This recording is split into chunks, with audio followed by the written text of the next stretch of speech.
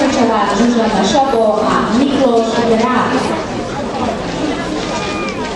O tejto jablkej dvojici môžeme prezradiť, že nepatrí parkourové špecialistom, je to špecializovaná dvojica na všestrannú spôsobilosť, kde kotúka bomba, povedaná furiózno, bola pripravovaná na vrcholné svetové podujatia, bohužiaľ jej zdravotný stav nedovolil ďalší intenzívny tréning a jeden rok do rekonvalescencii.